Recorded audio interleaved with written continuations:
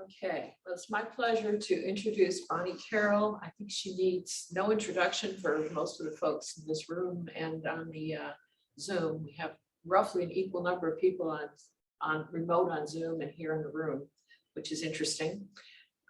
Bonnie joined ORNL in 1971. She obviously was very, very young at the time. She came to Oak Ridge with a bachelor's from Cornell University and a master's from Columbia.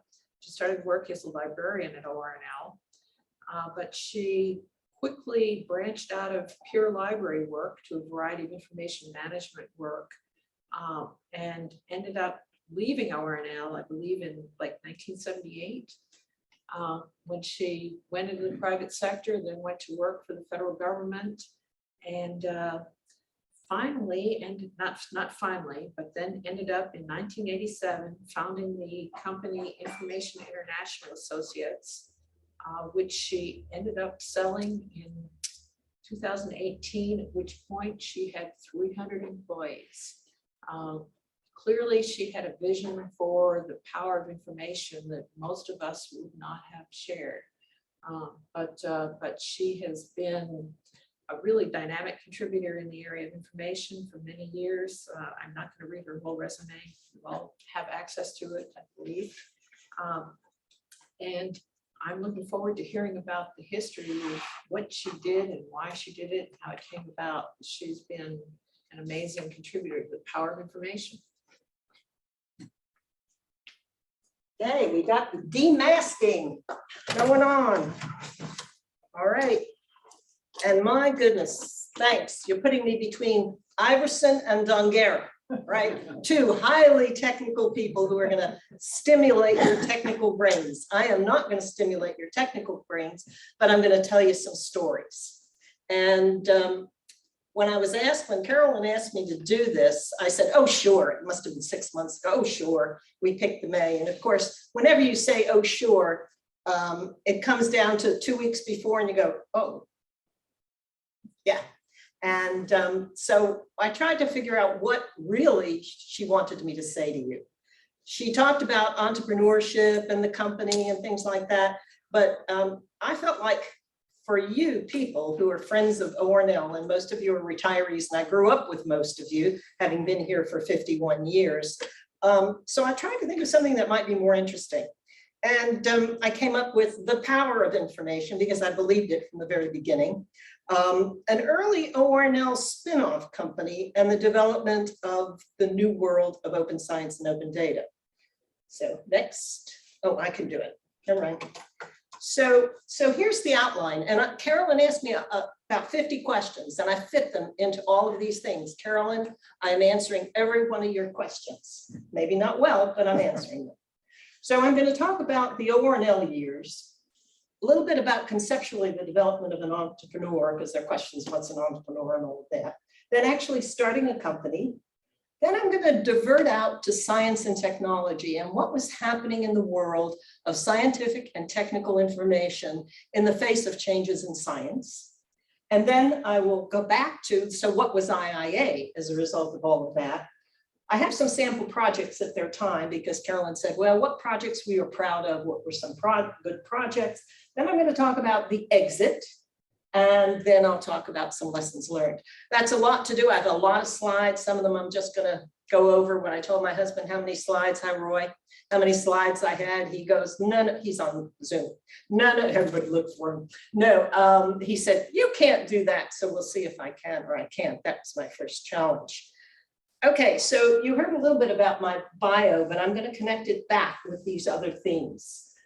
Science, government, and information helped focus me on scientific information when I was going to library school. It's a report that was written by Alvin Weinberg, and it had a big impact on me because it talked about the information problem. Then when I came to Oak Ridge National Laboratory and actually met Alvin Weinberg, that was one of the things that really launched my directions when I got here. So when I talk about the spinoff of ORNL, it is because it set the foundations of who I was and what my thinking was in scientific and technical information. I have 5 decades of experience in STI and data. There's a difference. Scientific and technical information traditionally do talk about documentation, but today we talk about data, and today everything is bits. So the differences between documentation and data are merging, and there's lots of things looking at what is the document versus what are the data behind it. Is it the mother of all metadata? Is the publication really the total description of the data? And so there's a lot of thinking going on in these kinds of things. I worked with Dr. Weinberg. I was in his planning group for a number of years, and I was coordinating information centers. And you see this wonderful book that I'll mention more, where there were 25 information centers at Oak Ridge National Laboratory as a result of Weinberg's commitment to this at a time where nobody talked about information centers. Today, the ORNL runs the World Data System, which is a worldwide consortium of data centers around the world. So we've come full circle in all of that. If any of you are interested, Connor and I looked at it. It's really, the pictures are wonderful, and it brings back really good memories, but very important things in scientific information. I spent 25 years as the executive director of an interagency group. There were 14 federal agencies, and I worked with them in policy and operations and everything. So through that, I worked with 15 science agencies across the United States, because it was a place that OSTP, the White House Science Office, could come and talk to 15 agencies about science information. We were very involved, and I met many people in the different parts of the policy arena in scientific and technical information. So I did actually spend a couple of years as the executive secretary for 2 White House Science Office groups. One was one on biodiversity and ecosystems, because I was doing a lot of work with USGS on what they were developing as a national biological information infrastructure. And then, because of the SENDI work, I was the executive director of an interagency working group on digital data, and that bottom harnessing report in the bottom was one that I was essentially the executive staff and the editor of. And then I had a lot of professional activities, all in the data world, all the pro bono kinds of things that related to my job. Members of National Academy Committees on Board on Research, Data, and Information. Currently, I'm the chair of the U.S. National Committee for CODATA. I was the Secretary General of an international CODATA organization, and I was the interim director of the World Data System until they found a permanent director. So that was kind of the context of which ORNL formed a very foundational part. So the ORNL years, and some of this is repetition, I didn't create new slides. These are real-time slides of periods in history. So I've merged them. If something is awkward, it's really what happened when I reflected back through 50 years. So as I mentioned, what's in the title? President Science Advisory Committee in 1963-64 was chaired by Dr. Weinberg. And it was a distinguished panel. It was the president's panel at that time. And strong science and technology is a national necessity, and adequate communication is a prerequisite for strong science. That's why Kennedy launched this. And it concluded the transfer of information is an inseparable part of research and development. I use those words over and over every time I tried to justify why we were doing information things before data and information were cool. And the challenge back then was the growing volume and variable quality of information. Think about it. The theme never ends. It's that same today, but with very different volumes, very different variety and things. Okay, and he talked about new roles for scientists, documentalists, and information scientists. He said that data scientists, or he used a different term, were the highest class. They would use existing knowledge to form new insights. That was his dream. And as a documentalist at the time, this resonated beautifully with me because it showed how important the kinds of things I thought important were. Okay, and he anticipated the future. I said, this is the document. These are 25 centers. You want to look at it after, I have a copy with me, and it came full circle. Okay, so what did I do at ORNL? I was hired as a librarian. The technology back in 1971, the first application of computers to information were quick and quack indexes. And that is, Bob is saying, yes, I remember those. You take a title of an article and you permeate it on every word. And then you look at the words in alphabetical order, and common words are together. And therefore, you could see related articles, the quick and keyword in context or out of context, just the format. There was also the Recon system, which was the very first system for access to online data. It was developed out in San Diego, California, by System Development Corporation out there. And it was the online system. It was the precursor of the Googles of the world. Okay, you could find information, nuclear science abstracts, many of you use that. You could get access to nuclear science abstracts, search it in new ways. That was back in the 70s, and you can imagine the technology is not where it was today. Then I moved from the library to the Environmental Information Systems Office, applying data to environmental information, automating that. And there I met Jerry Ulrichs and Larry Peck. Larry Peck became a mentor of mine. If you remember, he was the one that built a $2 billion science applications business in information technology. Then I was assigned to the Program Planning and Analysis Office, and that was the work of Cal Burwell. If you remember Cal, he was quite a mentor of mine. And he talked to Alvin Weinberg, because I had talked to Alvin once after his bi-monthly colloquia. You remember all these things? And he said, well, what do you think? Because I was new. And I told him what I thought. I told him the importance of the Weinberg report. So he and Cal brought me into Bob Livingston's planning group. And there I had great opportunity to expand my horizons into the scientific world of things. I looked at the future of Y12. I was on a committee. ORNL and the social sciences. ORNL back then was allowed one social scientist, Claire Nader. That was it. And so we looked at the future of social science and how it might relate to the lab. I had a 3-month assignment to IRDA in the Office of Laboratory Coordination. And I even had to look at what good was ARPANET. What good was a network?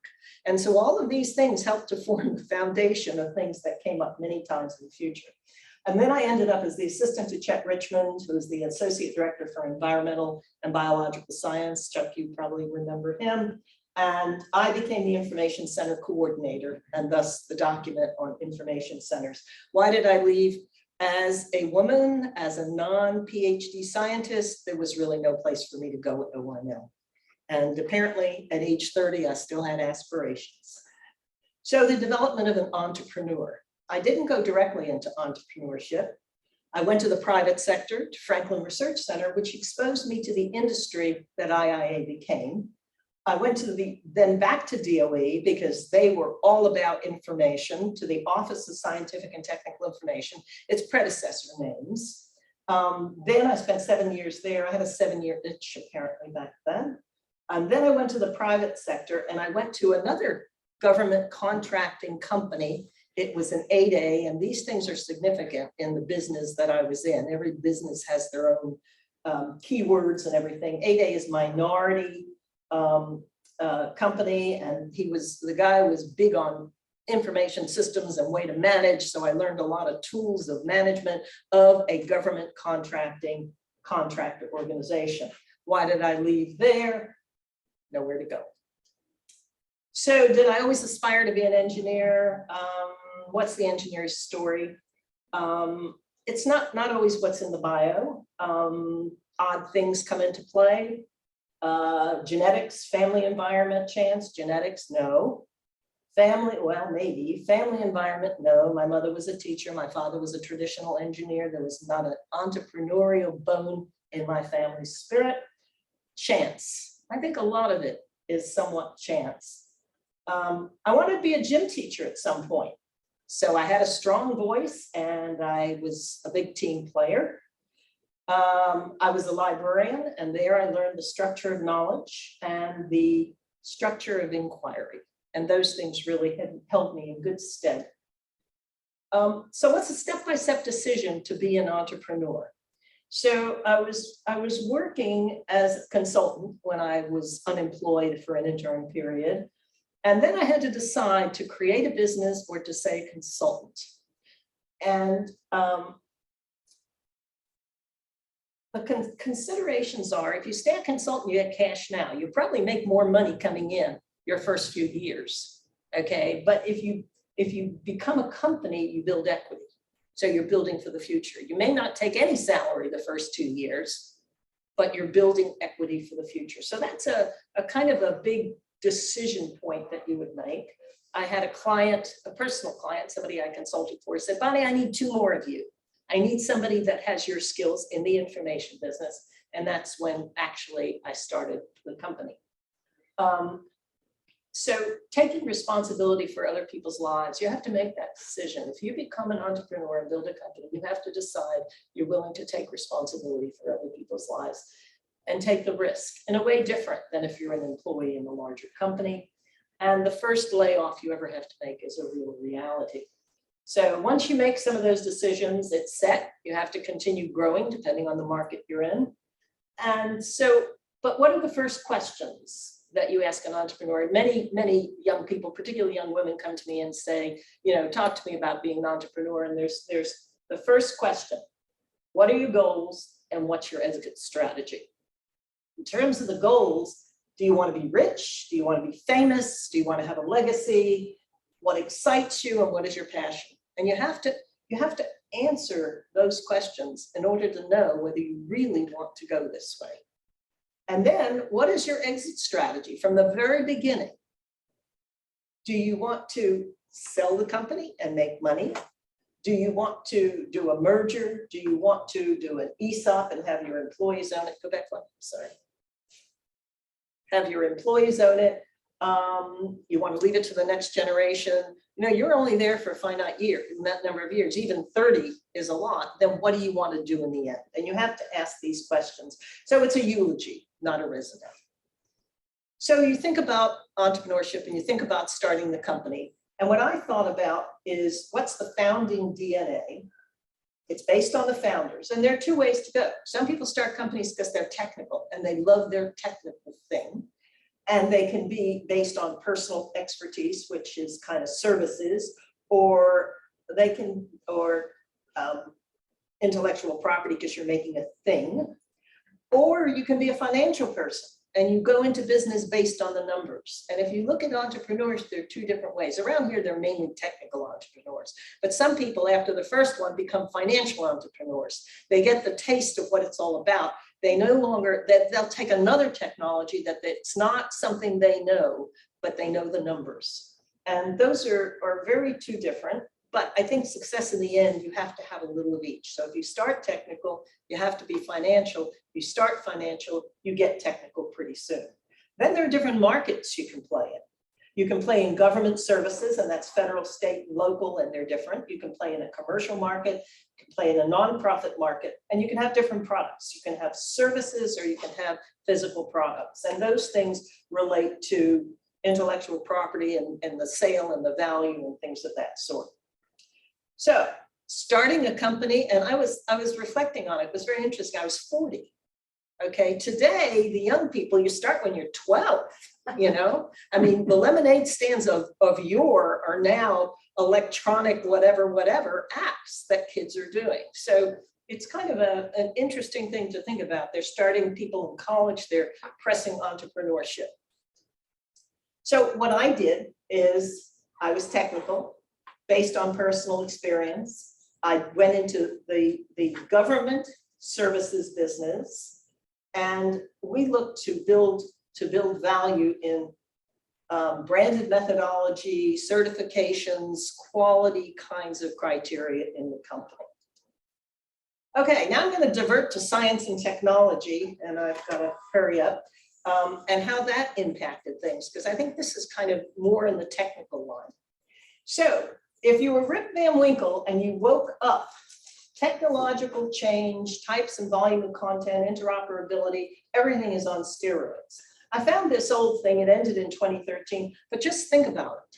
When I started, there were no PCs, there was no internet, there was no World Wide Web. And look, it hasn't been that many years in our lifetimes, most of our lifetimes, that all of these things occurred. In IIA, because I had exposure through my USGS contacts in what the internet was, I helped to start US Internet, which was one point of presence here. And I asked people, have a website, 50 bucks, we'll put a website up. And the response I get is, what do you need a website for? I mean, that wasn't that many years ago. I remember when Herman Postman said there'll only be one personal computer at the lab. I don't want that kind of toy around. I mean, things have changed. And if you were Rip Van Winkle 50 years, it's a different world. So back in 1998, I picked up these things, you know, because I think they're fun. 5 years ago, after the start of the personal computer revolution, industry experts observed that if the automobile business had developed like the computer business, a Rolls Royce would cost $2.75 and go 3 million miles on a gallon of gasoline. Think about that. I mean, it's fun, but it's real. I'm going to skip some things because I'm taking too long on telling side stories. So I'm going to just do decades, just a flavor for what's going on in scientific and technical information in the decades. At the end of the 1960s, we'd evolved an STI infrastructure. We had the likes of OSTI and Defense Technical Information Center. The government agencies knew how to collect the documentation world. We had abstracts and indexes like nuclear science abstracts for almost every mission organization, meaning scientific discipline or mission. The Weinberg report made contributions, not only to me, but to many people in the community. The issues were foreseen.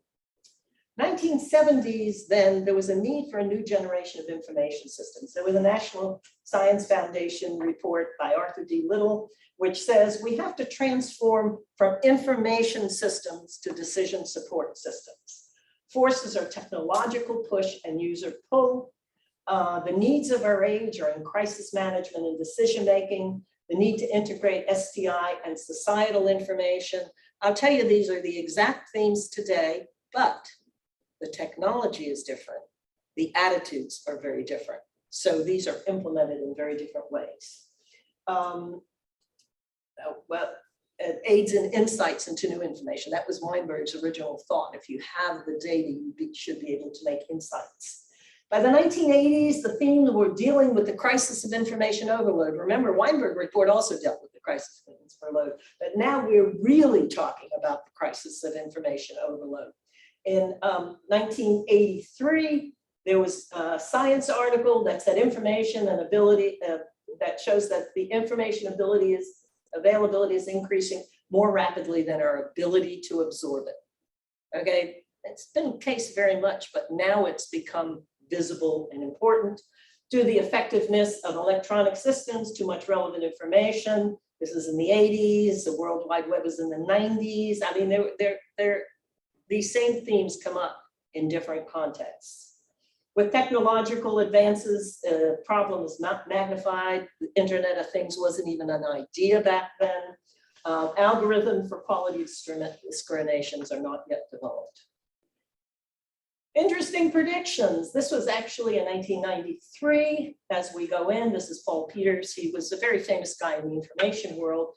He says the print world talks of food for thought. The network world, users will be the prey and information the predator.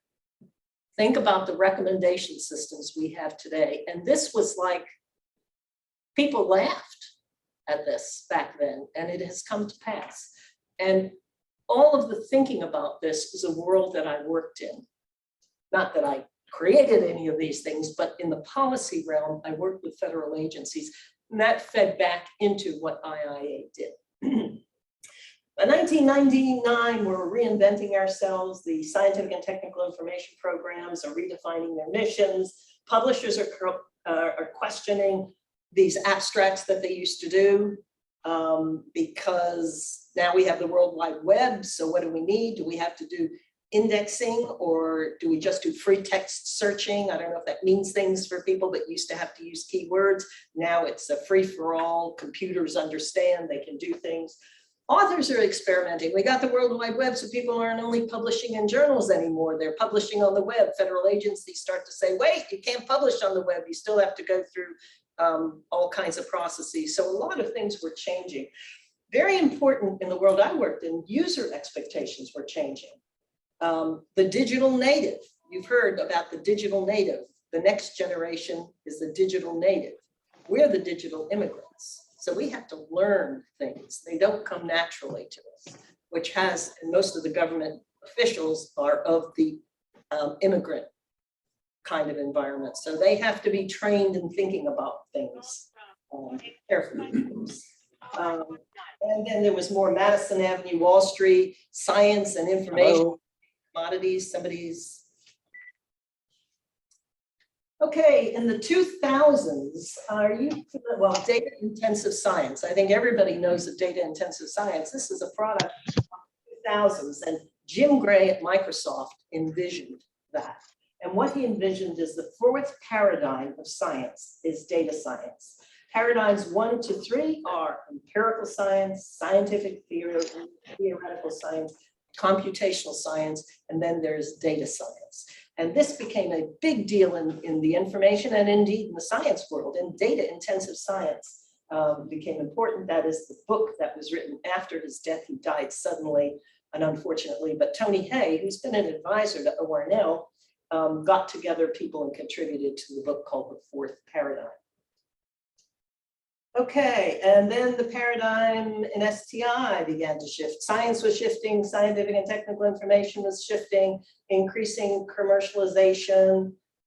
Technologies continue to create pressures, the growth of volume of information. Now we got the Internet of Things. You've got sensors, you've got everything digital and online in bytes. Then there was the cyber challenge that was added on to all of this. Then there were changing user expectations, computer literacy, user communities, the scientific communities now were so aware of data intensive science that they began to engage. What we used to call bibliographic information became metadata.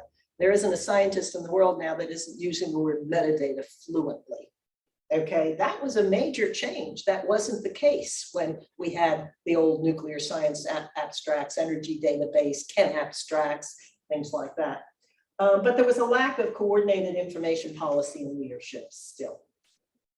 But there were some attempts. The Atkins Report, they wrote cyber infrastructure. That was another great divide. The divide between infrastructure, cyber infrastructure, and data that goes on that cyber infrastructure.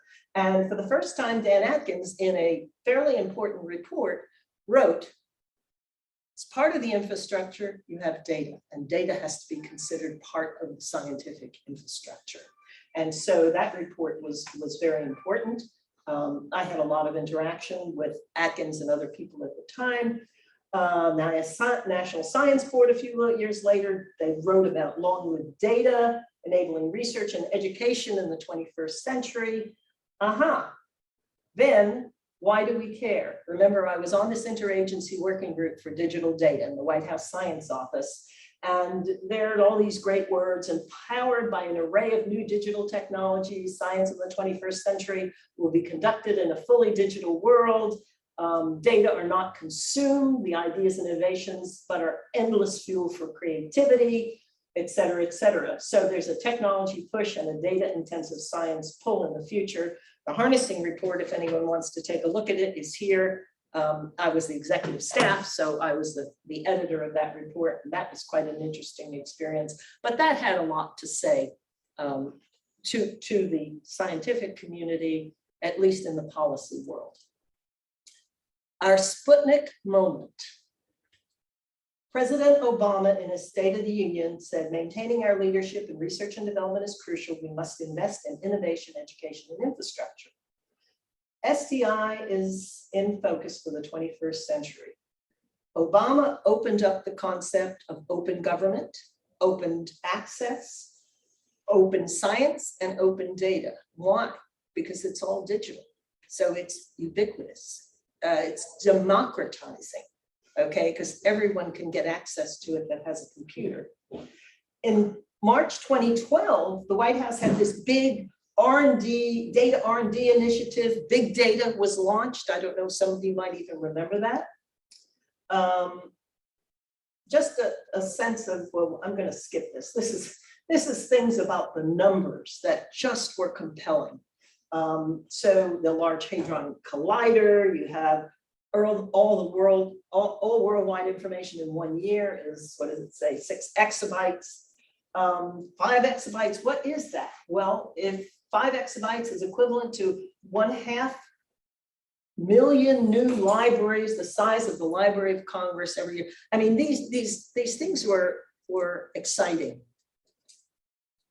So what did the Obama administration do? And I don't think that administration gets enough credit for how they changed the world of science and the world of data. The Hadron memo of 2013 was a watershed moment in approach to scientific literature and scientific data. Literature and data were separate paths, but they were both, if it's funded by federal R&D, it has to be public. And that had a big push. There was a lot going on in federal agencies, and I was in the Cindy group. So I worked with 13 federal agencies on how they were going to implement these kinds of things. Documentation, as OSTI and DOE knew, they had it under control. DTIC, defense had it under control, but data was a new world. And people didn't know what is data? What are they? Is it a spreadsheet? Is it a database? And these were all questions that had to be faced. And then it went a step further into fair data. How many of you have heard the words fair data? Findable, accessible, interoperable, and reusable. Are you shy or you haven't heard about it? Okay, well, fair data is an extension of open data. The fact that data is open doesn't mean that it's useful. In order to be useful, it has to be findable, it has to be accessible, it has to be interoperable, and it has to be reusable. So the whole trend went from just open data to fair open data. And I was very involved with 2 critical players in this world. One was, and that was through CODATA. The president, Geoffrey Bolton, he wrote the British report for the Royal Academy in the UK on why you need open data. And then Baron Mons, who succeeded him in CODATA, he was one of the originator of the FAIR principles and FAIR. But what happened was very interesting because the United States lost its leadership role. I mean, Obama started the whole thing, but we lost our leadership role. By 2021, the Academy wrote a new report that said open science by design.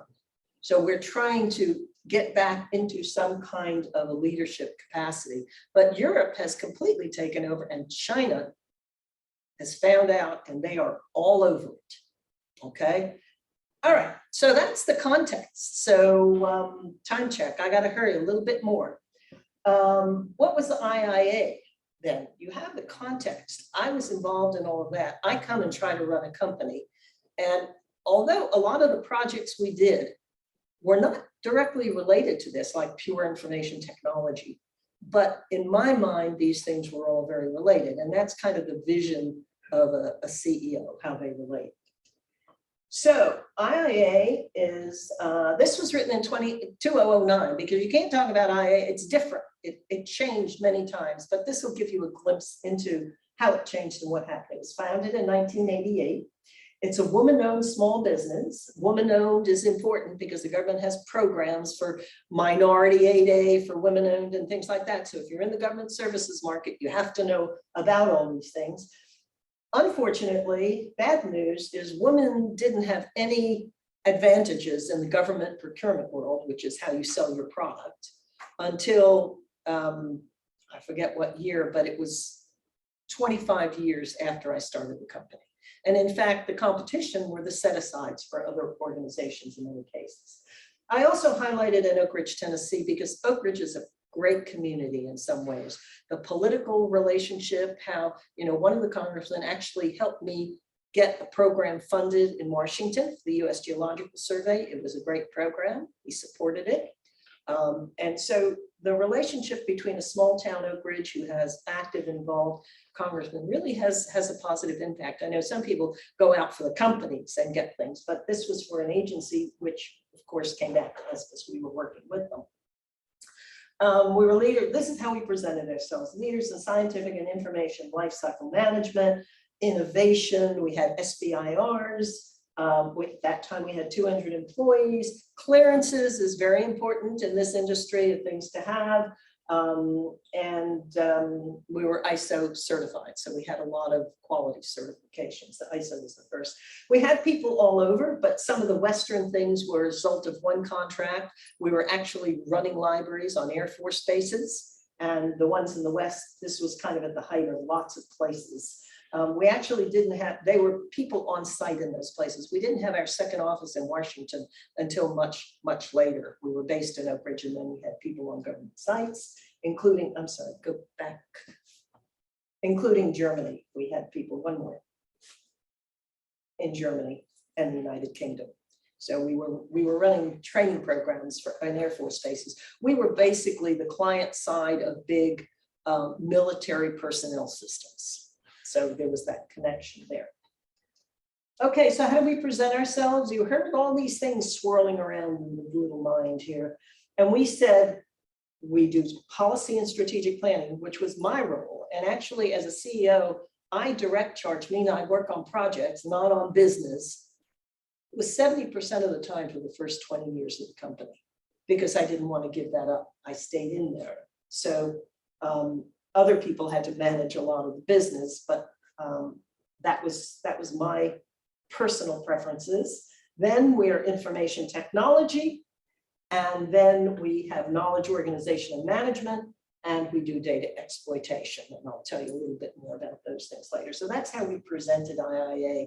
And I hope the background that I gave you in information can show you how that impacted who we were as a company. But then we grew, and when you grow in the federal, again, the services business in the federal government, your competition, you're not allowed to compete in many markets. And so we had some old planning notes from 2002. We had some targets, and one of the targets is it's no longer Bonnie's company. And that was very interesting, because when you're in a town like this, people didn't even know II. They go, oh, Bonnie's company. Well, that had to stop if we were growing. It had to become a company, not Bonnie's company. And so we worked very hard on that. We started out as a library company, but very small part of our business was really in library work. So we had to become an information technology company. Okay, so Carolyn said, you know, what agencies did you work for? We worked for many agencies. Most of them were not in Oak Ridge. Oak Ridge was not where most of our money came from, ever was it the majority, maybe 1 or 2 years only. So these are some of the organizations we worked for. We had a big DOE contract. We had an Air Force, we did a lot of work. USGS was what I was talking about that helped me in the policy area. We worked for intelligence agencies doing open source. You know, information in the world of libraries is open source information. In the intelligence community, one of the INTs, the intelligence tools, is open source information. So for many years, I worked very hard in the open source world.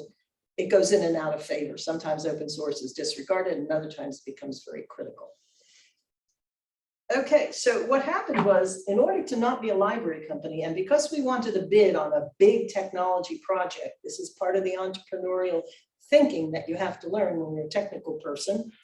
You have to learn it, and that is do an acquisition, okay? Buy what you don't have. So we did an acquisition with a company that did IT in the Nuclear Regulatory Commission, and that changed. So you can now see information technology became 57% of the company. It was clear we were now an information technology company. So then we said, we're an information technology company with knowledge management discriminators, Intel we did, and things of that sort. And so then we won a big contract at the patent office. It was pure information technology. So overnight, this is how it changed. Okay, the patent office was such a large contract that became more than 50% of our whole business, and it was pure information technology. So you can see the transformation of the business through time. Our business perspective was that the big IT stuff is lower margins, but it's larger volume. We're growing the potential and data exploitation. We had a Homeland Defense Information Analysis Center, which really did analysis in Homeland Defense. We have a small but recognized capability in knowledge organization and management. Okay, that chart is out and around. This was for our 25th anniversary. We kind of did a chart. So you'll see some of the people here. Charlie Samuels, was he on there? He's on. Yeah, okay, so we have some people, Martha Wallace, some of the old timers are on there. So, and you always have to have corporate values. And our value at the heart was integrity. And it's amazing how many people say, I want to work for IA because you're integrity, because this is a tough business. And a lot of times it gets a little bit slimy and gray. And that's, you know, excellence, those are typical things, but integrity was at our heart. And we tried to have fun. So here's some sample projects. I'm going to go real fast through them because the last part is what did I learn? And I think that might be of interest. But we did a presentation. We are proud of our work has had national impacts. So this was kind of the advertising, blah, blah, and national defense, intelligence, and nuclear. We worked for all those agencies. For the warfighter, we ran the whole education and training programs on some of the bases. We, ERDIC, this is something that Roy Cooper brought to us. He was doing things. That was strategic planning for the research laboratories in the Army Corps, engineering, research and development centers. And we did strategic planning. That brought back a lot of thoughts. We ended up doing benchmarking, a lot of benchmarking. Got a job in Saudi Arabia. They had heard about our reputation. They called us. It was actually for Aramco Houston, but it was for Saudi Arabia. And they asked us to help them create a world-class energy information center. And we did some benchmarking for them. And that was a direct link from one project to another, which was fascinating. I got to spend some time in Saudi Arabia. If you want to hear that story, that's offline. Didn't want to go. Can you make it go?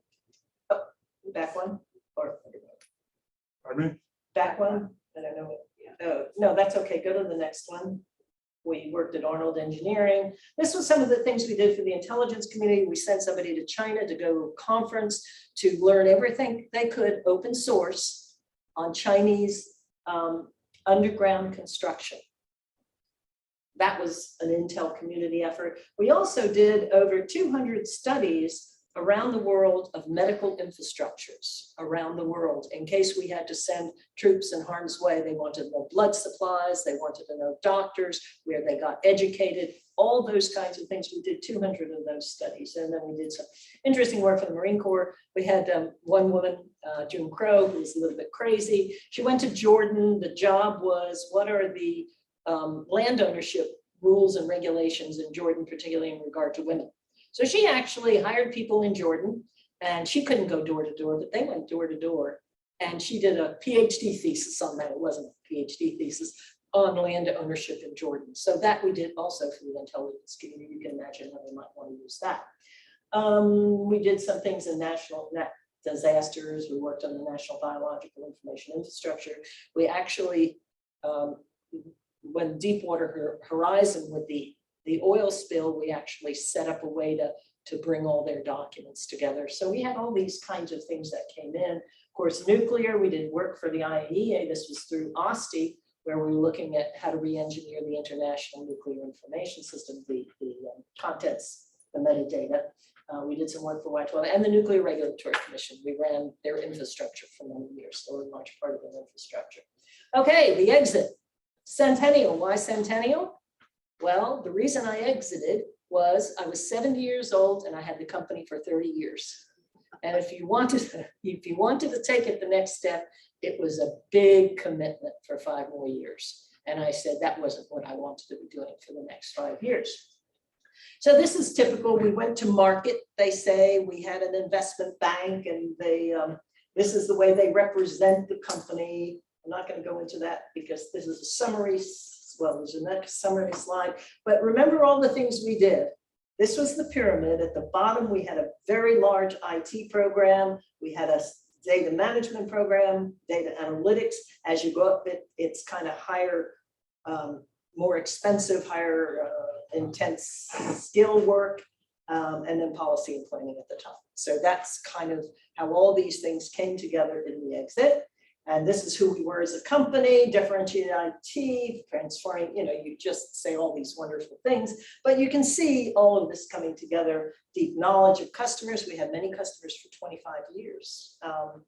We had strong position in energy defense, et cetera, et cetera. We had a good contract backlog. That's the business stuff that you have to learn. Contract backlog, you have to learn all about EBITDA, things like that. And so it was sold in 2018. I became a full-time CDO, Chief Data Officer with the company, because that's what I felt like I wanted to do for 2 years. And then I basically transitioned out. Transitions are not a cakewalk. Believe me, it's something you learn, and a lot of it is in the numbers, which is the financial. You have to have a good CFO to get you through it, or you can't get through it.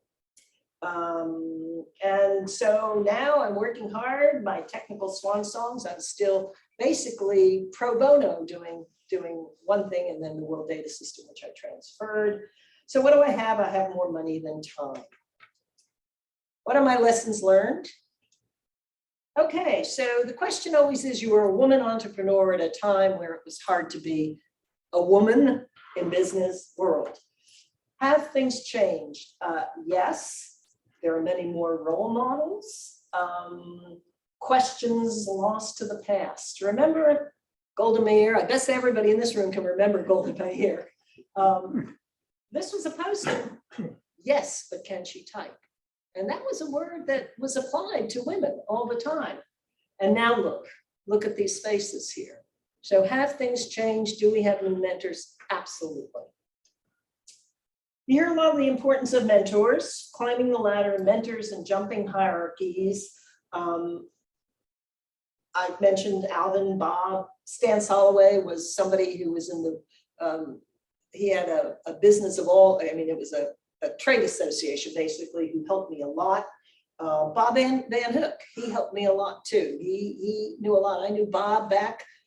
Chuck, I remember he was Chuck Richmond's technical assistant. Back then, all he wanted to do was go fishing and call women sweetheart. He changed a lot. I was really amazed to see how he had changed along with me, but he was very helpful. Don't tell him I said it. I was president of the American Society for Information Science in 1985, and someone who was the head of chemical abstracts service told me, oh, that job is worth $10 million. And indeed it was, with the contacts I made and other things that I did. And so I always believe in jumping hierarchies. When you're in an organization, you join professional organizations, because that's where you meet people at different levels of a hierarchy that you would never have contacted over at National Laboratory. Okay, so I was a kid. I wouldn't know the director of the National Library of Medicine, but I go to ACES and there he is. And so you're really jumping hierarchies that come in very handy. Should mentors be women? Somebody asked me that question. Not necessarily. I think you have to go where your aspirations are. Luckily, there are more women where your aspirations are. And I think those things are closely related. What should you educate yourself? What do you wish you had known? Profit is not a 4-letter word, right? In fact, you can't help your staff. You can't do a lot of things if you don't have profit. I was a technical person. I didn't have any accounting and finance. I didn't even know the difference between cash flow and profitability. You can't have a business. You can be wildly profitable and you go out of business because you don't have cash. And so you learn these financial concepts. It may sound silly to some of you, but if you never were exposed to it, you don't know it. Accounting versus finance. For the first 26 years, I had a banker who was a pretty face. He took me out to lunch once a year, and that was it. Then I learned what it was like to have a real relationship with a bank and bankers as you get into mergers and acquisitions and all kinds of higher finance things. And I began to understand why CFOs become CEOs. I always said, damn, if you have a company, wouldn't you want somebody who understood the technical aspects of the company? But generally it was the CFO.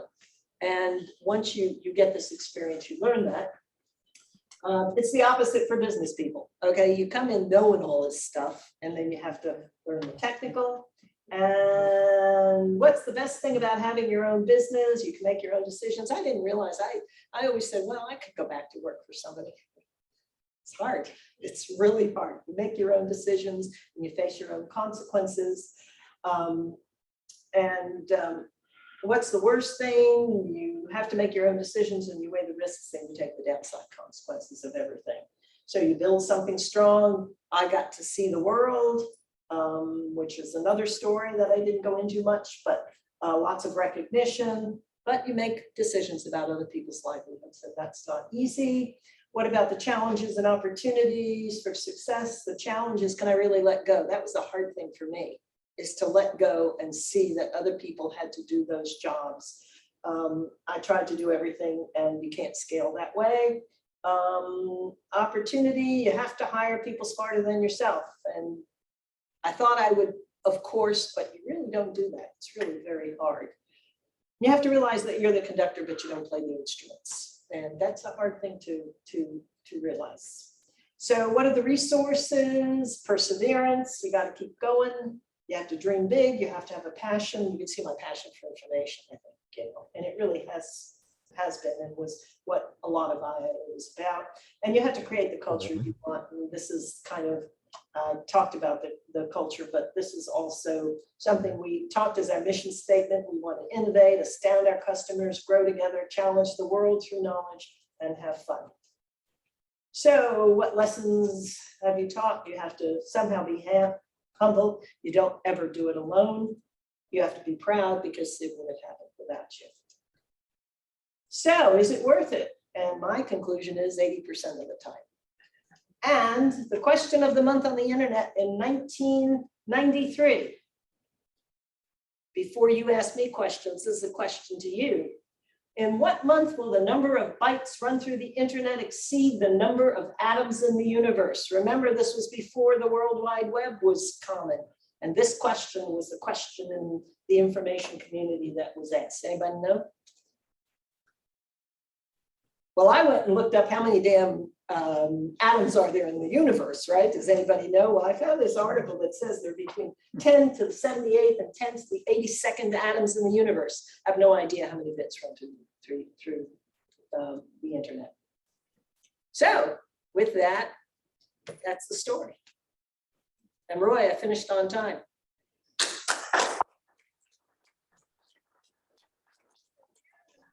You started early. Questions. I don't know why you wanted to hear this story between Don Guerra and Iverson, but it's a different, you're all retired. Come here. Anyway, any questions? Oh, Ray, no, besides, no, go ahead. Who purchased your company? And what's the nature of their business? Oh, yeah, I missed one question. What's the difference between KeyLogic, which is the company today, and what I did? The company was purchased by a woman by the name of Jeanette Lee, who put together a syndicate of people in order to put together the money to buy the company. And then she became the CEO of the company, and she had a board of some of the members of the investors. Okay, then remember I said mid-tier, the way you do mid-tier acquisitions. So their plan, as it is when you buy what they call a platform company, it's a company that has capabilities, but you want to add on to it, make it bigger because prices increase as you get larger. So $73 million company is worth so many times multiplier times your profit, riv it up. But if it's a $200 million company, that increases. So their plan was to bolt on others, and they bought KeyLogic, which was a company out of Morgantown, which runs a large part of the Morgantown laboratory, and they put us together. We both had information, but IA was the information component, and Morgantown, they also did things like economic analysis of fossil fuels and energy analysis. So it was more than just the IT, the knowledge, it was economic analysis. So they put them together. It was a tough merger. It took a long time. And then they had to decide what to do about the name because they were no longer just information and the aspirations were beyond information. So they looked at it and they decided they would take the name Key Logic, which was fine because Information International was really not where it's going. And Carolyn also said, what happened to the people? There's still a few people. I guess I left and then Kelly Callison worked for IIA after the acquisition. He just left, I guess, last year. There are a couple of people still in Oak Ridge. Because of what Oak Ridge did, it's their own contract. And we had a very large contract at Oak Ridge National Laboratory, very important contract at Oak Ridge National Laboratory. And they rebid it and we were not permitted to be the prime to bid it. We had to go in on the team. So the work we do in Oak Ridge is less.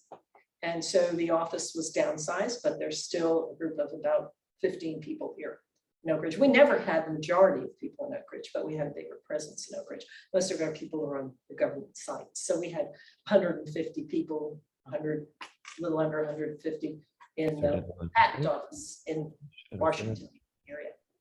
Ms. Fields has a question. Yeah, David. Hey, Bonnie, great career. Thank you. And a nice presentation. I've got a question. If one contributes data, maybe it's lab data, field data, a document to a database, it's more or less like open source. Is there some way that the contributor retains ownership or credit, like a watermark or digital token? What's the latest on that? Thank you. Well, ownership is an important word in there because if you work for the government or you work for the national laboratory, you don't own it. Okay, the copyright means it's free and open. Now, if you want credit and recognition, that's a different story. Okay, so it depends on what the word ownership really you're trying to get at. Okay, so data citation. So if somebody takes your document or your data set and uses it, there is a growing imperative that you properly cite that. So the author or the manager of the data continues to get credit for their work in that data, but you don't really own it. Does that answer your question or?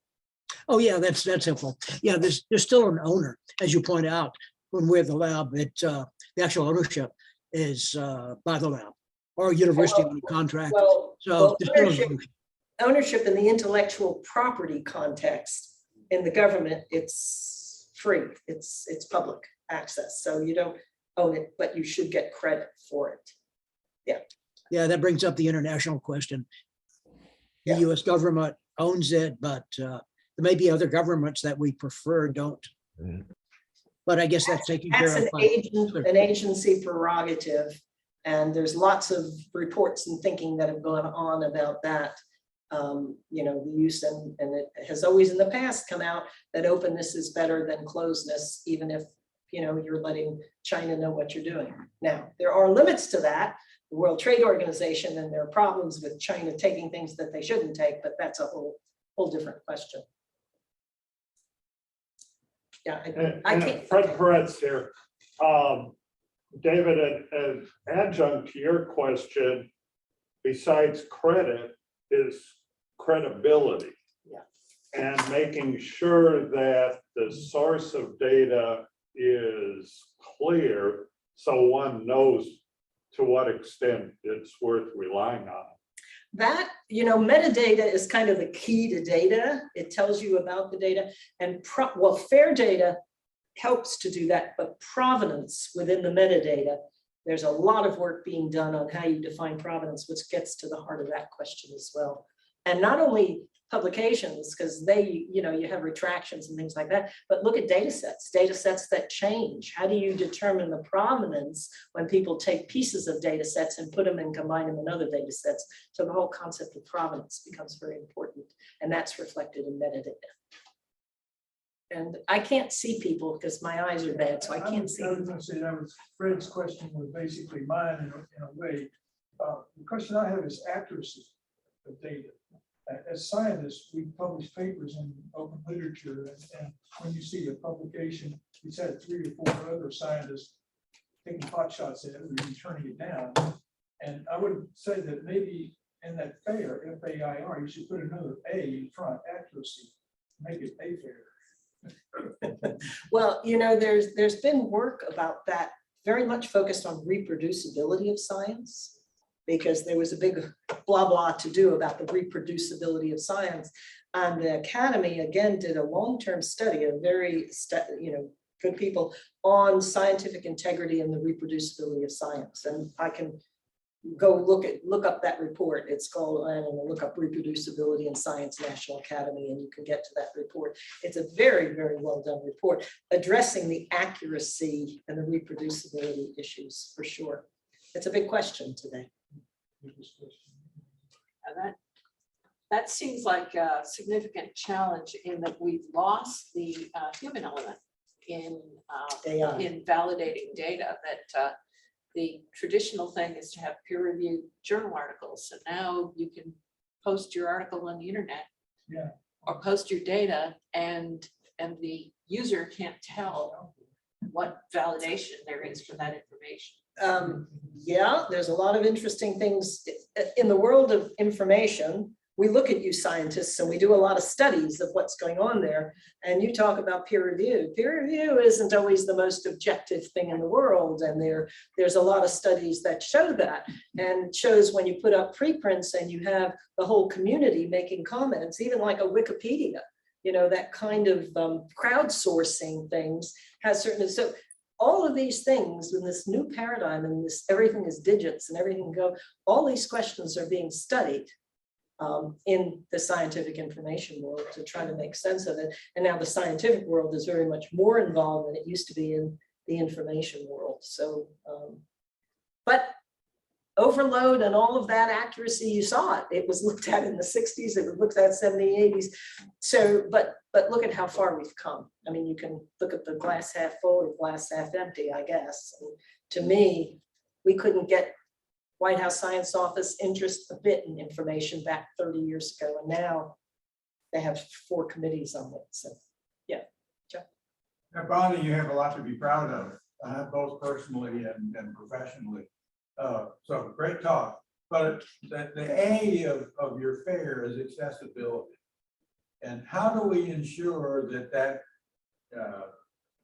internet symbol and all that we stretch out in blue characters is going to be permanent? So if you publish an article, which I'm doing based on archive data, and I cite the archive, can we be sure that 20 years from now, when somebody wants to use my article that I cite, that database will actually be there and findable? There's a lot of work being done in the world of repositories. Okay, so a lot of agencies are now saying, if you're going to deposit your data, which you're supposed to do, they will help define trusted repositories that you should put your data in. The concept of trust in repositories is that they have, and it's, some people say 50 years, some people say 1,000 years, some people say forever, but the repository has plans that the data will continue to be maintained in one way or another. Now, there's limits in all of that, but that question is being looked at very seriously. Of course, that's been the case with documentation. Documentation has an edge where, they have places where they keep it in repositories. That's the big fight between the publishers and the agencies, is that the publishers say, we'll keep it and it's open access. And the agency says, like hell, you'll keep it. What happens if you go out of business? What do we do? So there's all this kind of negotiation. The problem is never solved because the world is always changing, but there are things that people that are looking at it, things that are happening that will ensure the repositories are trusted and therefore are long-lived.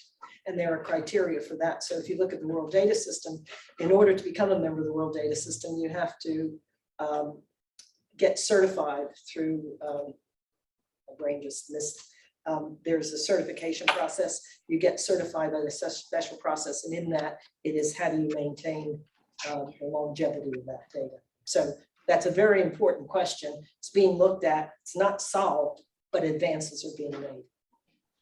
I mean, because how many, large databases, how do you, what's the volume of storage in the world that can store all of that data? So there are questions, how do you select what data to save? What's And there's a meaning? lot being done on that. Well, I think that's a good idea. June 8th.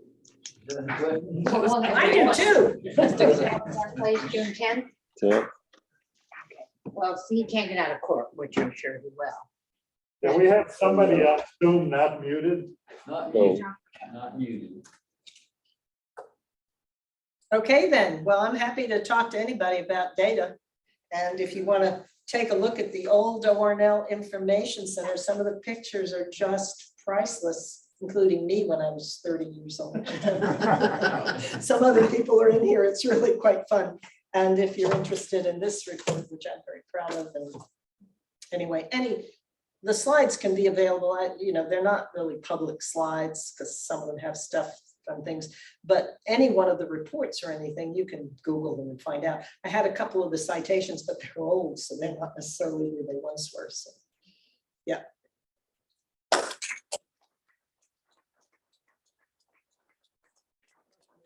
Thank you, Bonnie. Okay, Carolyn, was that okay?